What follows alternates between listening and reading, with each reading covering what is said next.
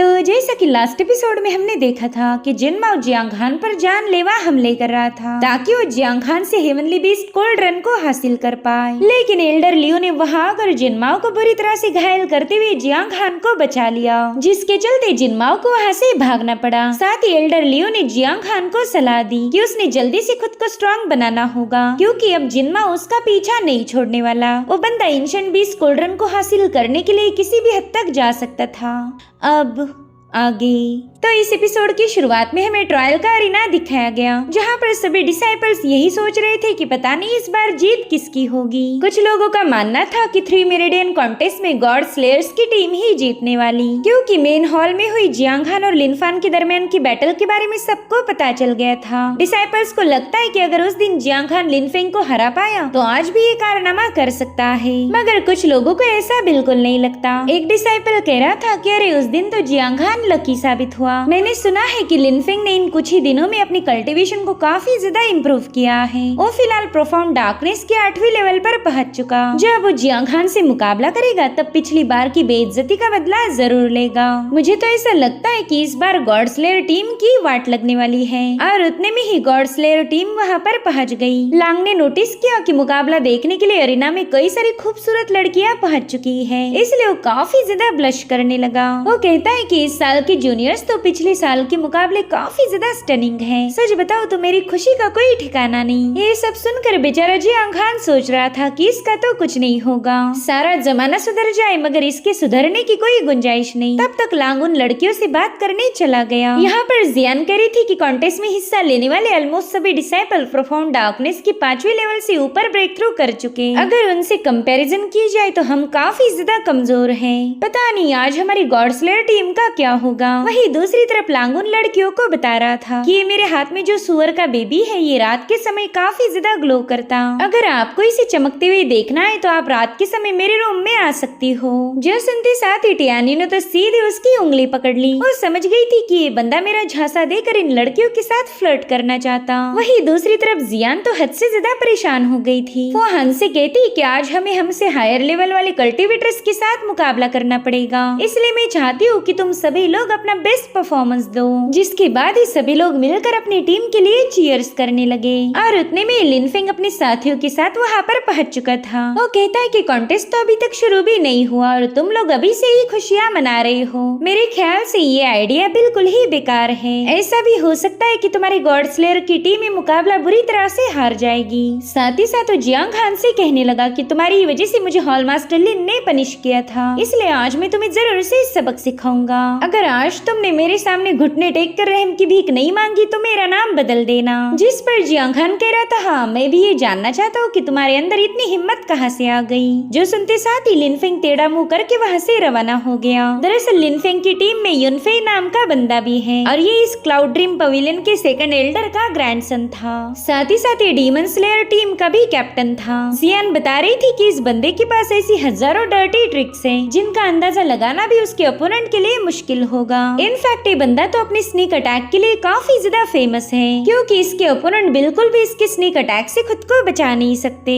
और साथ ही साथ युनफे कल्टीवेशन की प्रोफाउंड डार्कनेस के 7वीं लेवल पर पहुंच चुका था। इसीलिए जियान जियांग हान को आगाह कर रही थी कि अगर तुम्हारा इस युनफे से मुकाबला हुआ तो तुम्हें काफी ज्यादा केयरफुल रहना पड़ेगा। और उतने में ही फैक्शन के सभी एल्डर्स इस मुकाबले को विटनेस करने के लिए पहुंच चुके थे। इनके साथ यहाँ पर एक और नए एल्डर भी आए हैं, जिन्हें देखकर जियांग हान कह रहा था कि हमारी पवेलियन मास्टर भी इस बंदे को काफी ज्यादा रिस्पेक्ट दे रही, जरूर से ये सीनियर काफी ज्यादा इम्पोर्टेंट होंगे। तो जियान बताती है कि इनका नाम है वांग पिंगजी और ये 7 फिएंड्स मैनर के लॉर्ड है। हमारा क्लाउड ड्रीम पवेलियन इन्हीं के 7 फिएंड मैनर के जुरिडिक्शन के अंडर आता है। वैसे सच बताओ तो एल्डर वांग कभी कभार ही किसी इवेंट में शामिल होते, मगर देखो तो आज सीनियर वांग यहाँ पर खुद आए हैं, तो हमने उन्हें इम्प्रेस करने का एक भी मौका गंवाना नहीं चाहिए। वहीं पर हम उस थर के बुड्ढे यानी कि मास्टर लियो को देख पाते हैं। पहले पहले तो काफी ज्यादा खुश था, लेकिन जियांग खान और लांग को देखकर उसका मूड ही खराब हो गया। वो सोचता है कि अरे ये तो वही लोग हैं जिन्होंने मुझे स्टोन गैम्बलिंग में हरा दिया था। इन कुत्तों की वजह से डार्क सिटी में मेरी काफी ज्यादा बेइज्जती हुई। इसलिए जियांग खान और लांग का सारा गुस्सा अपनी ही चेयर पर उतारने लगा। और फिर क्या, उस बेचारे ने खुद की चेयर को तोड़ दिया था। उसे ऐसे अचानक से गिरता हुआ देखकर सभी एल्डर्स का ध्यान उसकी तरफ चला गया। हॉल मास्टर लिन उससे पूछ रही थी, मास्टर लियू आपको कोई चोट तो नहीं लग गई? जिस पर वो कह रहा था, नाना बिल्कुल नहीं, मैं तो बस ऐवे ही चेयर से नीचे गिर गया। इधर लांग तो उस बुड्ढे पर जोर जोर से हंसने लगा और उसे वो जोर जोर से दांत निकालता हुआ देखकर सभी की हंसी छूट गई। इधर एक एल्डर तुरंत ही अपनी जगह से उठते हुए कहने लगे कि आज सबसे इम्पोर्टेंट 3 मेरिडियन कॉन्टेस्ट का आगाज होगा। इस कॉन्टेस्ट में तुम्हें अपना ओपोनेंट चुनने का पूरा अधिकार है। मुकाबले के दौरान जो भी बंदा प्लेटफॉर्म से नीचे आएगा उसे ऑटोमेटिकली एलिमिनेट किया जाएगा। यानी कि अगर तुम्हें कॉन्टेस्ट में जीत हासिल करनी है तो खुद को प्लेटफॉर्म पर बनाए रखना ही पड़ेगा। जिस भी टीम का बंदा जीत हासिल करेगा उसकी टीम को 1 पॉइंट दिया जाएगा और वहीं पर हारने वाली टीम उस विनर बंदे को कंटिन्यू चैलेंज कर सकती है। अगर किसी भी टीम के बंदे ने लगातार 1 बाय 1 2 जीत हासिल की तो उसकी टीम को 2 एडिशनल पॉइंट गिफ्ट के तौर पर दिए जाएंगे। साथ ही साथ उन्हें एक और बेनिफिट मिलेगा, वो अपनी जगह पर अपने किसी और साथी को भेज सकते हैं। साथ ही साथ मुकाबला खत्म होते ही तुम अपने ओपोनेंट पर अटैक नहीं कर पाओगे, ये सेक्ट के रूल्स के अगेंस्ट होगा। तो चलो तैयार हो जाओ, इन्हीं रूल्स के साथ मैचेस की शुरुआत होगी। जो सुनते साथ ही डीमन स्लेयर टीम का जुटोंग नाम का बंदा अरीना में पहुंच गया। वो गॉड स्लेयर टीम की लांग को चैलेंज कर रहा था। जो सुनते साथ ही लांग तुरंत ही अरीना में कूद गया। वो कह रहा था, जुटोंग तुमने मुझे चैलेंज करके बहुत बड़ी गलती की है, अब तो ये मुकाबला तुम जरूर से हार जाओगे। जिस पर जुटोंग कह रहा था कि तुम्हारे जैसे प्रोफाउंड डार्कनेस की 3री लेवल वाले बंदे को हराना मेरे लिए बिल्कुल ही आसान है। तो लांग उसे चिढ़ाते हुए कहने लगा कि थोड़ी देर में तुझे पता चल जाएगा कि मुझे हराना आसान है या मुश्किल। तब तक जुटोंग उसके करीब जाकर उस पर अपनी तलवार से वार करने की कोशिश करने लगा, लेकिन लांग तो बड़ी अजीब तरीके से मूव होते हुए उसके हर एक अटैक को डॉज करने लगता है। मीनवाइल लांग उससे कह रहा था कि तुमने तो जानबूझकर मेरे जैसे लो लेवल वाले कल्टीवेटर को अपना अपोनेंट चुना ताकि तुम इस मुकाबले में आसानी से जीत हासिल कर पाओ, और ऊपर से तुम ये बोल रहे हो कि तुम काफी ज्यादा बहादुर हो, तुमने तो चुल्लू भर पानी में डूब मरना चाहिए। उसकी बातें सुनकर तो जुटांग के मानो खून में ही आग लग गई थी, इसलिए वो तुरंत ही लांग को मारने के लिए आगे बढ़ा। लेकिन लांग तो बड़ी तेजी के साथ अरीना के गोल गोल चक्कर काट रहा था। लांग ने उसे इतना भगाया था कि पूछो ही मत। साथ ही साथ उसके सामने अजीब सी हरकतें दिखाते हुए कहने लगा कि अरे बाप रे, डीमन स्लेयर टीम का बंदा तो काफी ज्यादा भयानक है, मेरी तो डर के मारे ही फटके 4 हो गई। यहाँ पर जुटोंग को पता था कि लांग बस उसे उकसाने की कोशिश कर रहा है,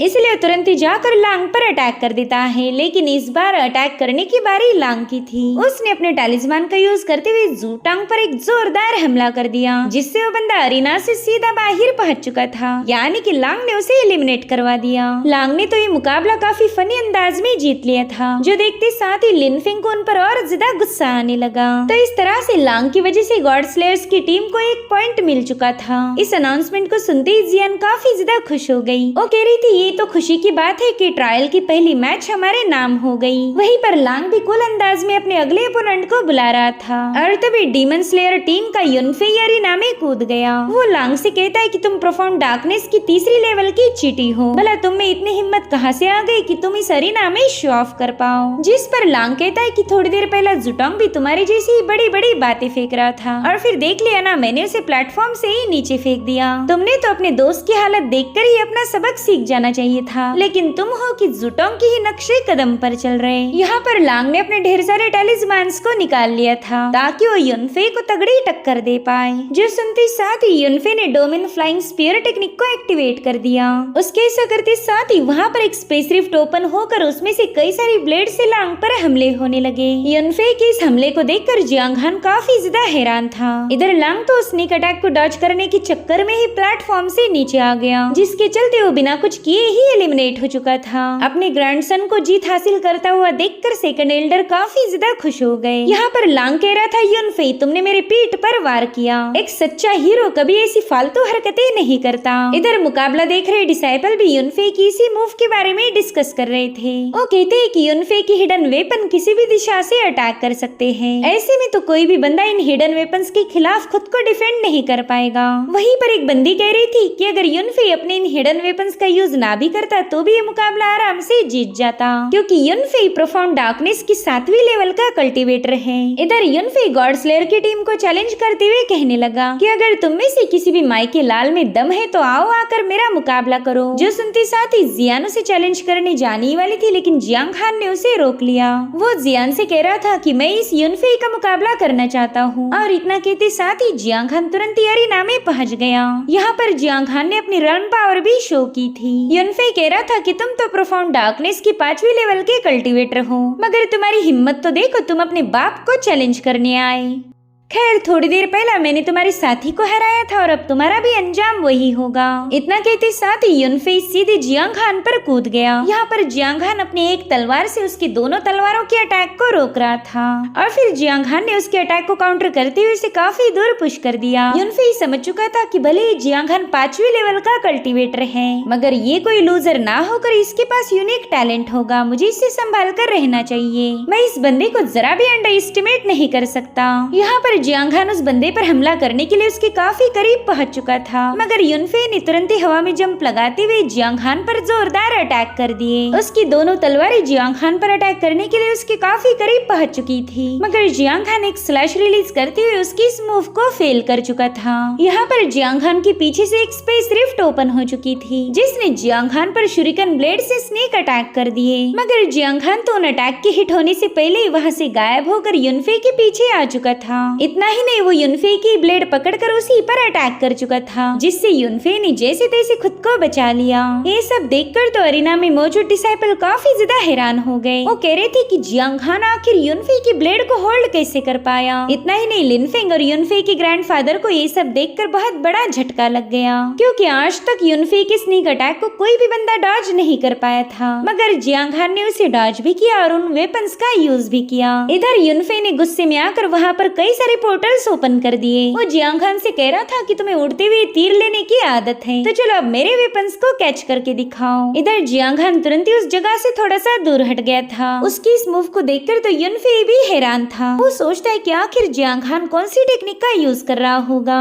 इसकी स्पीड तो मेरे पॉइजनस डार्ट से भी काफी ज्यादा तेज है, और अब उसने जियांग खान पर कई सारे पॉइजनस डार्ट रिलीज कर दिए, मगर जियांग खान उनके हिट होने से पहले युनफे के पीछे आकर उस पर एक जोरदार अटैक कर देता है। वो युनफे पर पूरी तरह से डोमिनेट हो चुका था, और ये सब देखकर तो एक एल्डर काफी ज्यादा खुश हो गए। वो कहते हैं कि वैसे तो युनफे के अटैक को डॉज करना भी मुश्किल है, लेकिन जियांग खान सिर्फ उन अटैक को डॉज ही नहीं बल्कि उन्हें प्रेडिक्ट भी कर रहा है, यानी कि अटैक कहां से होगा इसका ये बंदा पहले ही अंदाजा लगा रहा। जिस पर युनफे के ग्रैंडफादर यानी कि सेकंड एल्डर कहने लगे कि मुझे तो जियांग खान में कोई स्पेशल बात नजर नहीं आ रही, भले वो युनफे के अटैक को प्रेडिक्ट कर पा रहा, मगर इन दोनों की कल्टीवेशन में जमीन आसमान का फर्क है, और इसी वजह से थोड़ी देर में युनफे जियांग खान को हरा देगा। इधर युनफे गुस्से में जियांग खान से कह रहा था कि ये मूव यूज करने पर तुमने मुझे मजबूर किया है, और अब उसने वुड स्पिरिट बाइंडिंग टेक्निक का यूज करते हुए जियांग खान पर अटैक कर दिया। उसके ऐसा करते साथ ही वहाँ पर कई सारी वुडन वाइन क्रिएट होकर जियांग खान को जकड़ने की कोशिश करने लगी।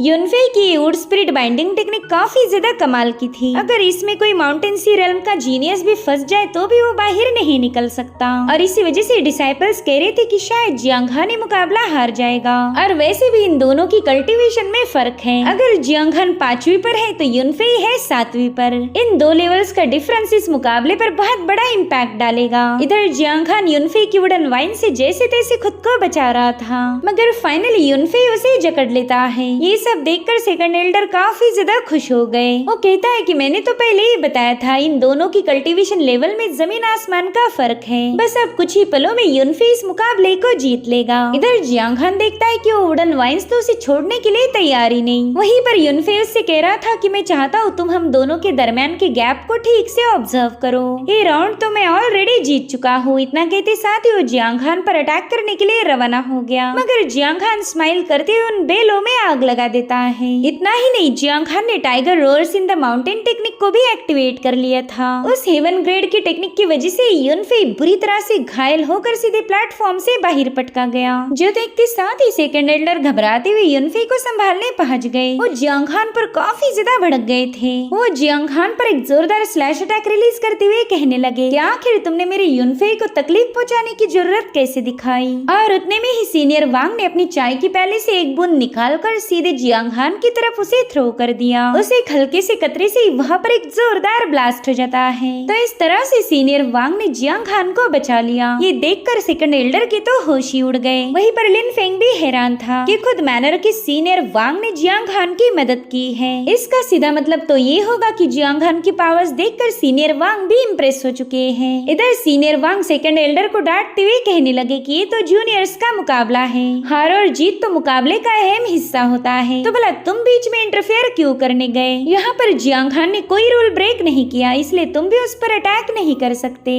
और इसी के साथ एपिसोड यहीं पर एंड हो जाता है। Thank you so much for watching. Bye bye, take care.